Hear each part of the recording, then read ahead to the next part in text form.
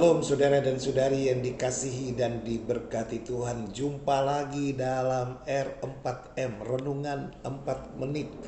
Kali ini bersama saya Pastor Eltus Mali dari BPK Makassar. Tema yang akan kita renungkan secara singkat adalah panggilan pelayanan. Beberapa hal yang boleh kita renungkan secara singkat. Nomor satu, judul atau tema ini mengingatkan kita bahwa pelayanan apapun yang kita buat itu adalah panggilan. Kita dipanggil untuk berpartisipasi atau ambil bagian dalam apa yang menjadi pekerjaan Kristus sendiri. Kerap kali kita dengar istilah tritugas Kristus yang kemudian menjadi tritugas gereja, yakni menguduskan. Kemudian yang kedua adalah mempersatukan. Dan yang ketiga adalah mengajar. Nah saudara dan saudari, kita dengan porsi yang berbeda-beda ambil bagian di dalam tritugas Kristus dan tritugas gereja ini. Maka tidak bisa tidak, kita harus punya kedekatan intimitas. Nomor satu dengan Kristus. Nomor dua dengan hierarki yang menjadi representasi dari gereja. Dan yang ketiga, kedekatan dengan sesama, baik sesama pelayan maupun sesama dalam arti orang-orang yang kita layani. Seorang pelayan tidak harus memiliki kedekatan dengan Yesus. Kata Santo Paulus, sekarang bukan lagi aku melainkan Kristuslah yang hidup di dalam aku.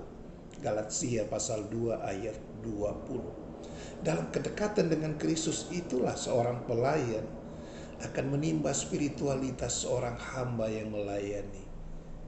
Dalam kedekatan dengan Kristus itulah seorang pelayan menghayati apa artinya menjadi saksi Kristus. Apa artinya berkorban, apa artinya memanggul salib, apa artinya menyangkal diri.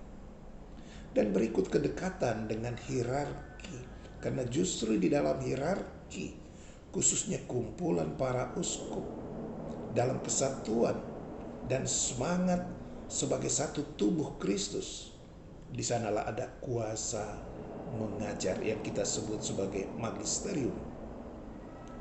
Maka tidak bisa tidak saudara-saudari sekalian, seorang pelayan di dalam gereja yang notabene adalah seorang pelayan gereja, dia harus menjalin sebuah relasi yang baik, menjadi partner, mitra bagi pelayan-pelayan resmi di dalam gereja, itulah hierarki. Dan yang keempat, seorang pelayan juga dituntut daripadanya sebuah intimasi, sebuah relasi yang baik dengan sesama pelayan. Mari membangun sebuah soliditas. Mari membangun sebuah kebersamaan, persaudaraan, di mana sesama pelayan saling meneguhkan, saling menguatkan, dan di mana perlu saling mengoreksi. Correctio in fraterna.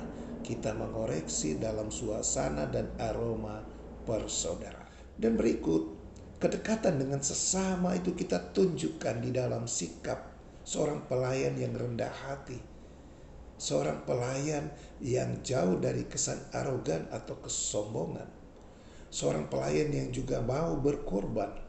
Seorang pelayan yang juga tulus tanpa pamrih. Saudara dan saudari, mari terus memupuk semangat dan panggilan untuk melayani dan menjadi berkat bagi sesama.